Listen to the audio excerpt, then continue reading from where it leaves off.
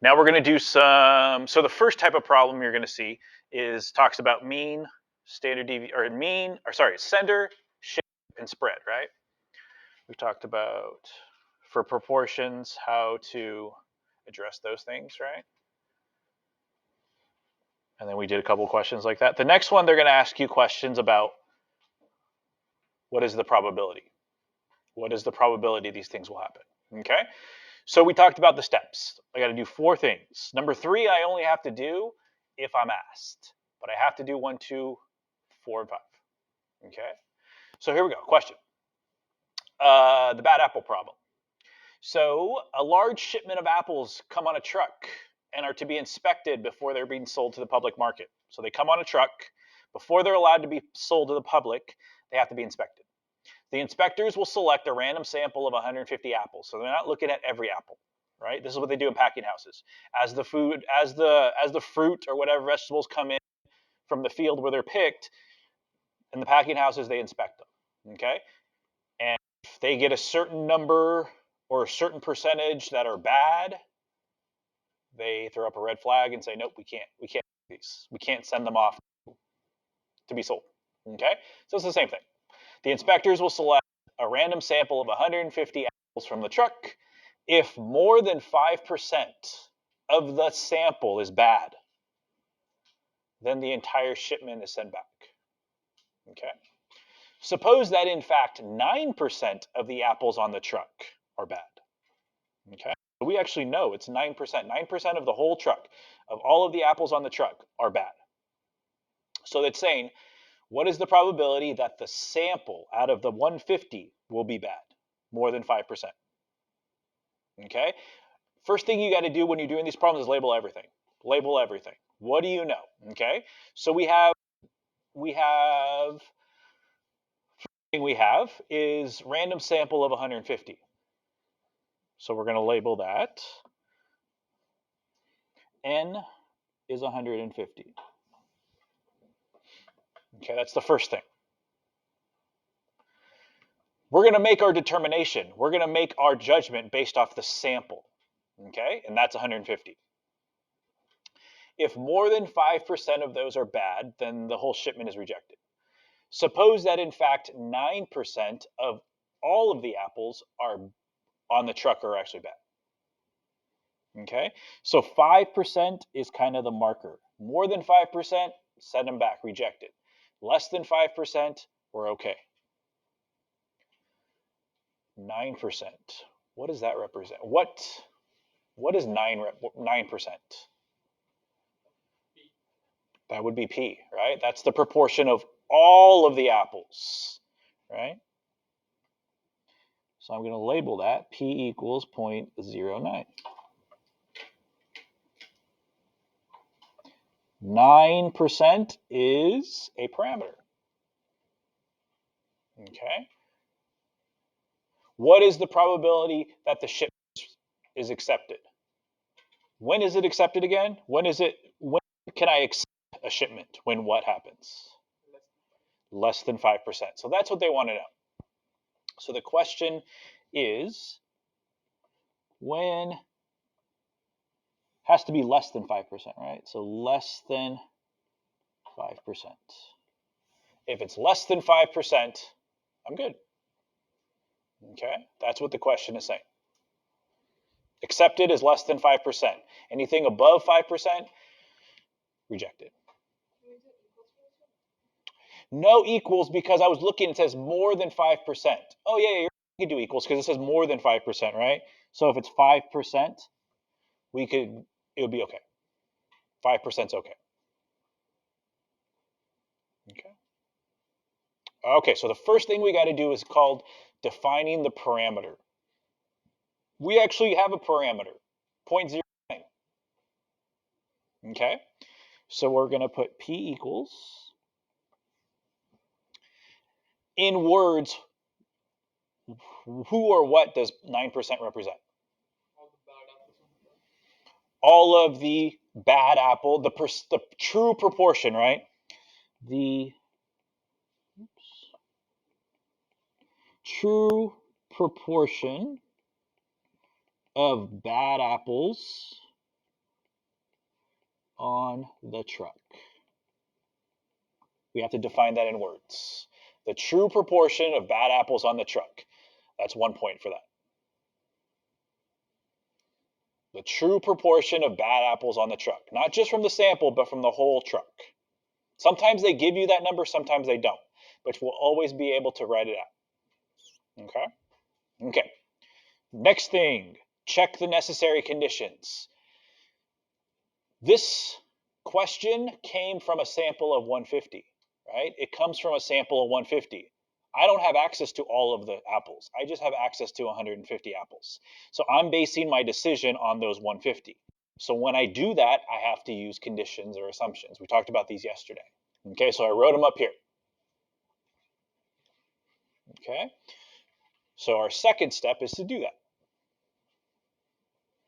So right underneath, I'm going to write a little T-chart,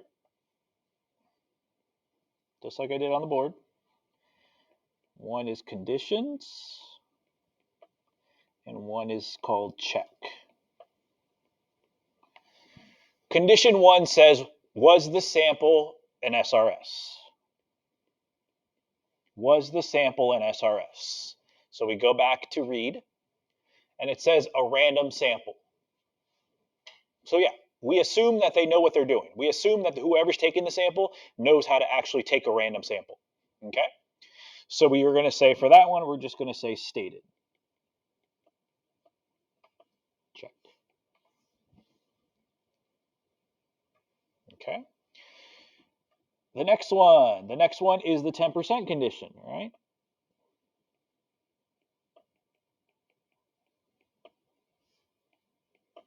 The 10% condition says the sample has to be less than or equal to 10% of the total population. Okay? So N has to be less than or equal to 10% of the population. And we know 150.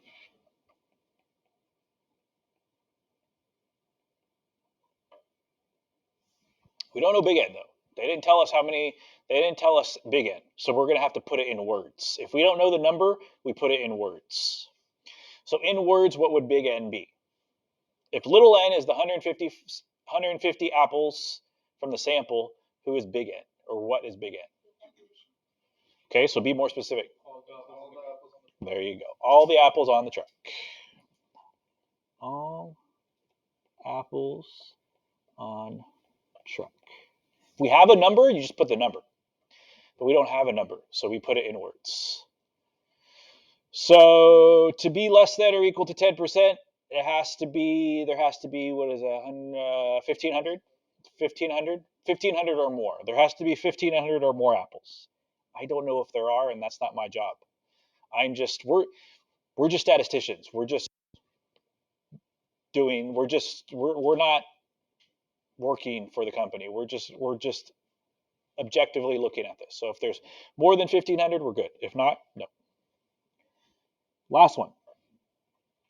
Normality is shape approximately normal.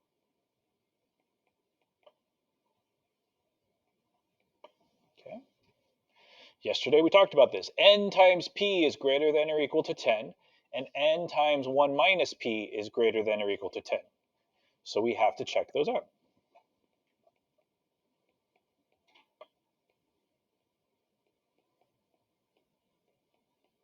Okay. N is 150. P is 0.09.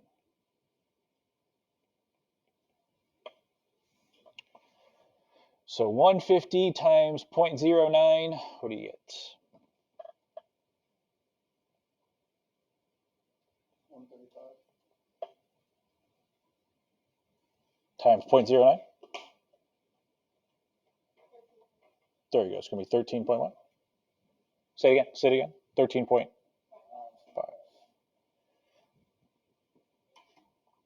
N times 1 minus P.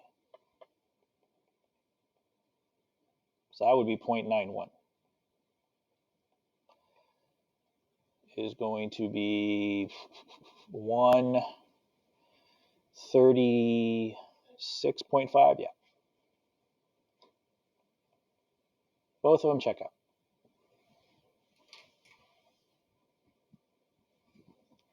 That's the second step.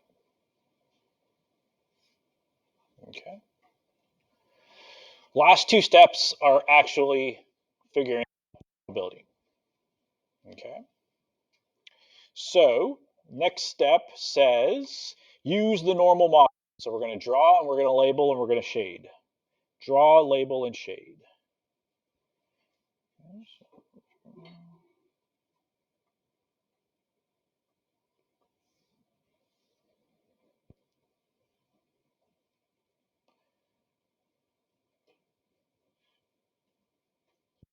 What is the center? What's going to be the center? This is proportions. So it's going to be a percent. We have 2%, 5% and 9%. Which one of those is going to be the center?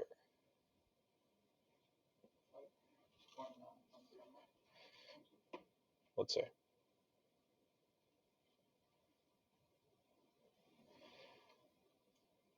The center is always going to be the true mean, the true parameter, right? The mean is always equal to p, which is 0.09. So the center is going to be 0.09. We're going to use 0.05, but not yet. When do we reject this shipment? When it's greater than 0.05. So we accept it when it's less than 0.05.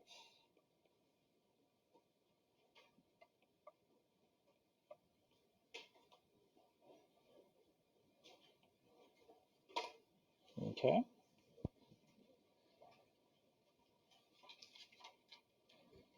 Okay.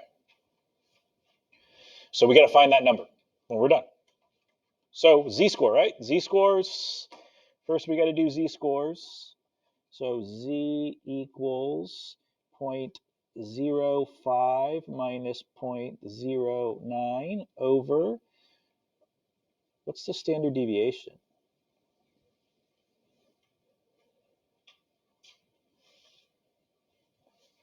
What's the standard deviation going to be?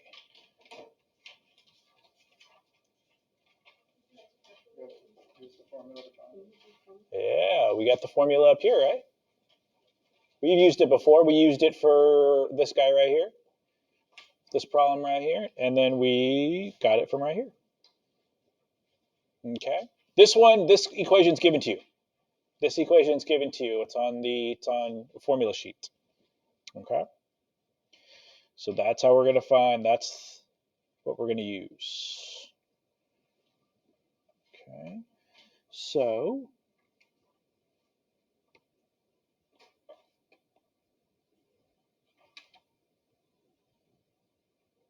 let's see. Standard deviation of all the p hats is p times 1 minus p over n square root, right? Okay, so let's plug numbers in. P is 0.09, 1 minus p is 0.91, n is 150. So multiply the top, divide the bottom, square root it.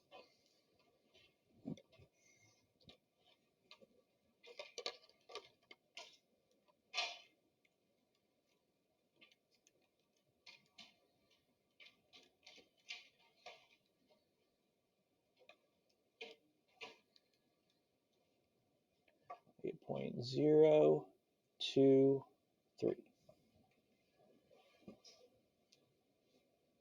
So what I do is I multiply, use that answer, divide. When you divide, it's going to be a small number. And then when you take the square root, of a small number, the number actually gets bigger. That's the standard deviation. That's the number that's going to go there. Okay, so now we have a z-score. Now we can get a z-score.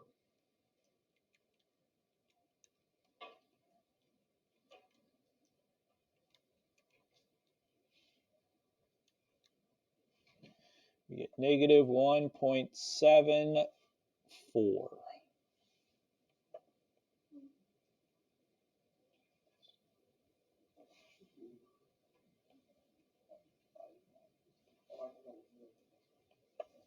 Okay.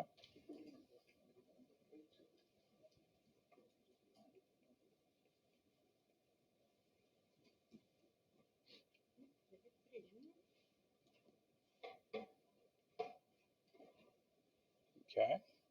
Okay. Charts.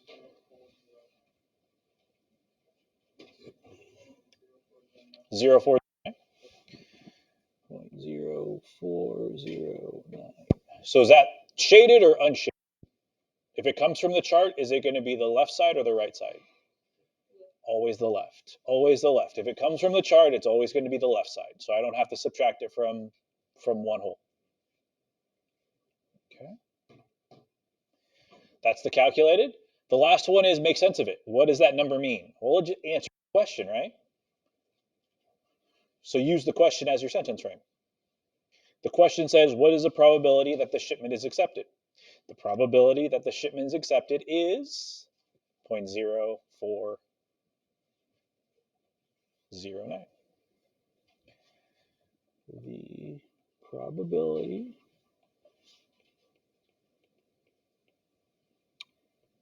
that the shipment is accepted is 0.0409. Okay. Got your fourth point. You're good. I have a couple questions before we go on to the next one. Does that number make sense? Is that a big probability or a small probability? It's very small, right? Less than 5%. Does it make sense that our probability of accepting this shipment is small? Does that make sense? Not because if it's part of a sample. Why should it be small?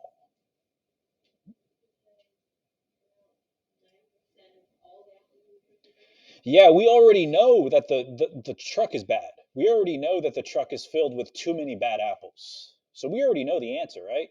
It's filled with too many bad. Why is there still a chance, though, it could be accepted? Why isn't it zero? Shouldn't it be, if we already know that the truck is bad, we already know that the truck, it goes too high, it's over 5%. Why? It's called counting all the apples, right? 9% of them are bad. 9% of them are bad. That's over 3% or 5%, which is the maximum that could be bad, right? So why is it the probability zero that I accept it? I shouldn't accept it, right? If 9% of the apples are bad, why is there still a 4 or 5% chance that I do accept it? There you go, right? This is based off the sample. So the sample is going to have good and bad. The sample won't necessarily reflect the true answer, right? How many of those over there on the board are 27.5? All of them should be 27.5, right? But because of variation, because of variability, you're not always going to get the true answer. When I look at all of them, I'm like, okay, if I add up all of them and divide by however many, then it's closer to the answer, right? But if I take one sample, I could get a batch that's under the 5%, right? So if I do this an infinite number of times, about 95% of the time, I'll reject it. That's what I should do. I'll reject it. But there will be about 5%. Well, that'll get through, right? That'll get through because of sampling variability. Okay, good. All right. All right, so let's look at another one. Let's look at example number 3.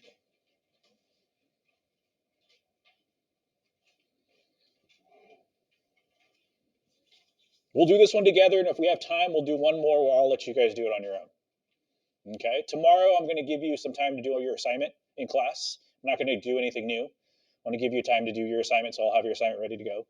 But we should have time to finish this one, we'll do this one together, and then I'll give you one more problem. I'll give you an extra problem, and you can do that one on your own to try to do some practice. If not, well, like I said, we're going to do more practice tomorrow. So a polling organization asks an SRS of 1,500 first-year college students how far away their home is. Okay. Suppose that 35% of all of the first-year students attend college within 50 miles of home. So 35% of the sample, suppose that 30% of all first-year students are within 50 miles of home. Find the probability that the random sample of 1,500 students will give a result within 2 percentage points of the true value. Okay. All right, so let's go through this, label everything. Before we do any of step 1, step 2, step 3, step 4, step 5, let's label the important stuff. First, the sample. We do have a sample, right? It's 1,500. This is proportions. So do we have a P, or is 35% P or P hat? It's P because it refers to the population, all first-year students. Okay. Live within 50 miles of home. 50 miles isn't part of what we need. The sample is 55. Within 2% of the true value. Do we know what the true value is? 0.35, right? P is 0.35. We know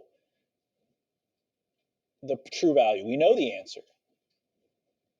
So what the question is saying is, what's the probability that X is within 2? There you go. So from 0.33 to 0.37. That's what the question is asking. Okay. Okay, so first step, P. Always starts true proportion of, who does 0.35 represent in words? The true proportion of all first-year students. There you go. Of all first-year students, so freshmen and transfers, who attend college within 50 miles of home.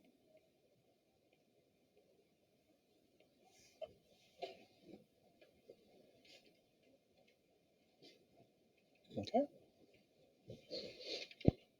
1 point. Next point. This is coming from a sample. We're basing our answer off of a sample of 1,500. So because of that, we have to do conditions assumptions.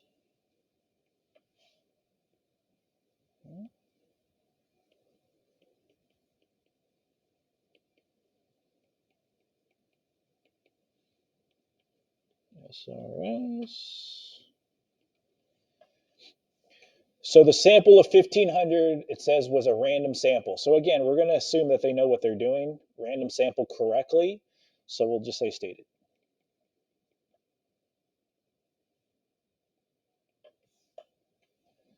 So what happens if we're doing a problem and they actually tell us how they got the 1,500 and we know it's wrong? That's not a random sample. What would we do? This is what you would do. You would write there, sample attained incorrectly, not truly a random sample. And you would keep going. You wouldn't stop. Just because it fails one of these conditions doesn't mean you stop. It just means you note that it failed this, hey, it failed. And then you keep going. You don't stop. It wouldn't affect the process. It's just our answer wouldn't be reliable. Our answer wouldn't be, so our answer would be, I don't want to say meaningless, but it's not reliable. Right? But we continue doing our work. Okay. 10% condition. The sample 1500 is less than or equal to 10% of, we don't have a number, but what do we write? Who is the population? No, not that. Just all first-year students. The parameter is within 50 miles, but the population is just all first-year students.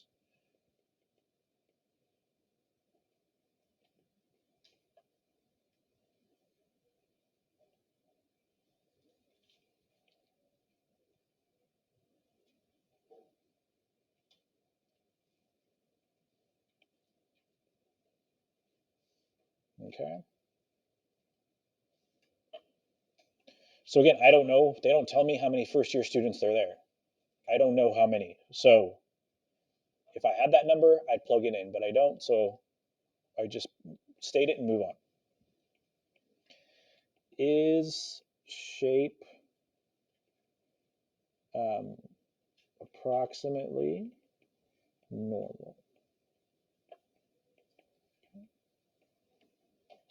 So n times p has to be greater than 10, and n times 1 minus p has to be greater than or equal to 10. So we have 1500 times p, which is 3.5. And then we have 1500 times 6.65. Okay. Sample size is big enough. The sample size is big enough that it's not going to be a problem. So that's going to be, let's see, 345, 50 something, 525, there you go. And then 8, 9, 975? Yep. Condition 2 is not too big. It can't be too big. Condition 3 is it big enough? So it's kind of a sweet spot. Okay. Number 3, let's actually solve it. Calculations.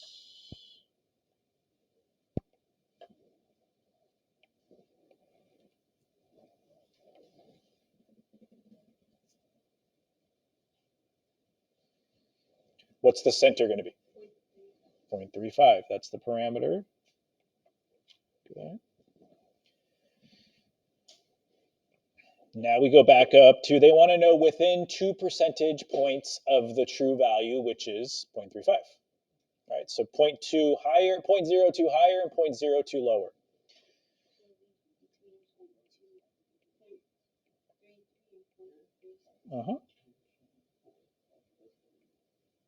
That's the probability they want us to find.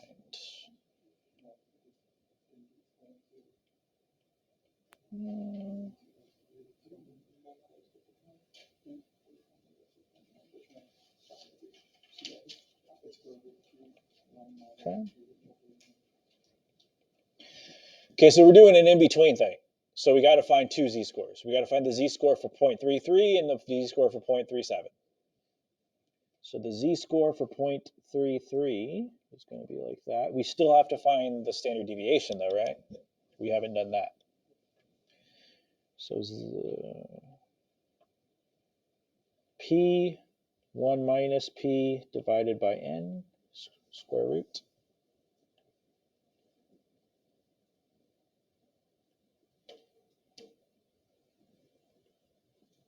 So n is 1500, p is 0.35, 1 minus p.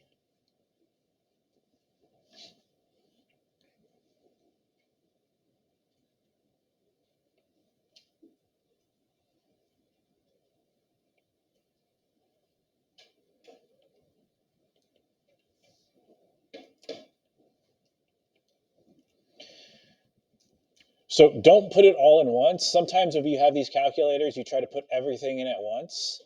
Don't do that because the calculator knows PEMDAS, and sometimes if you forget to put a parentheses or something, it'll do it in the wrong order.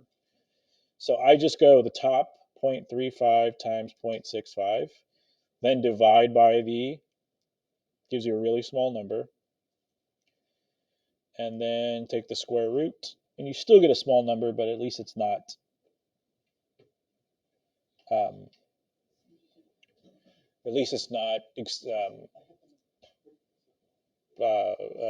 scientific notation small. Okay, that's going to go on the bottom. Okay, 0.33 minus 0.35 divided by 0.012. Negative 1.67. That's the z-score for this guy.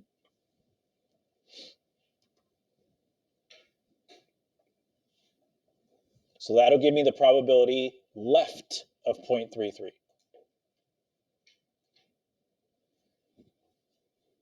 It's going to be pretty small.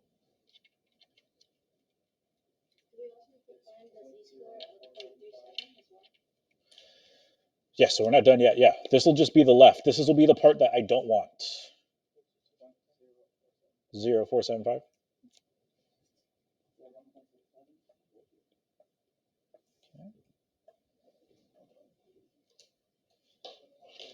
So that gives me this tail that I don't want. Now what I'm going to do is find the z-score for 0.37, which will give me the whole from 0.37 to the beginning.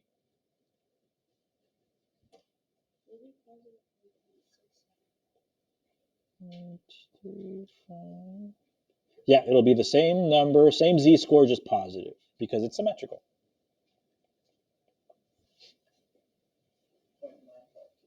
Mm-hmm. 9525. So 0.9525 represents from here to here. So all of this. Nope, because it's to the left. We don't need to subtract it from 1. So all of this is 0.9525. And this is 0.0475. So just subtract the 2 and it gives me the yellow. Mm-hmm.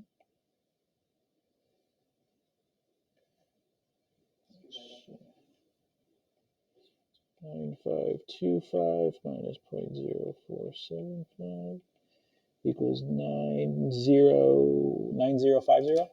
What was it? Okay. All right, that's my calculation. And the last one is interpret that number. Use the question, use the prompt as your sentence frame, because that's just essentially answering the question. This question says, what is the probability that the random sample of 100 or 1,500 students will give a result within 2 percentage points of the true value? So the probability that the sample of 1,500 will give a result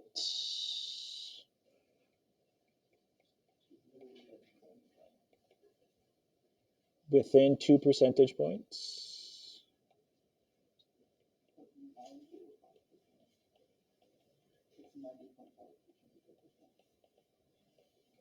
of the true value of 0.35. I added that part at the end because we know what the true value is, 0.35. Oh, I didn't answer the question. Is 0.9050.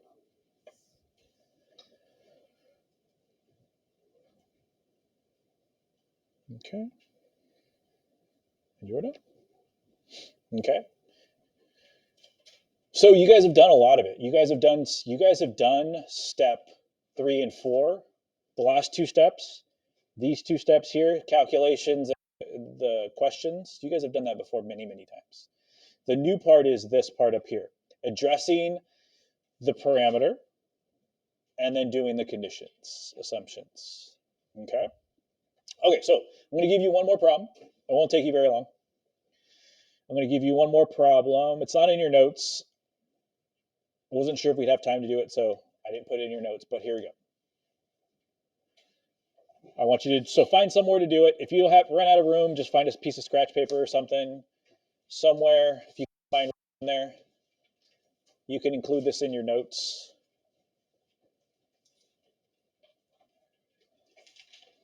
Okay.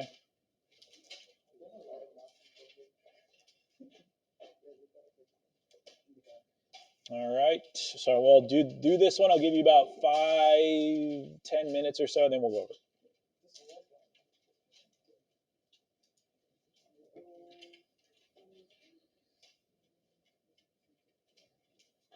Two, 4, 6, 8, 10. This row here.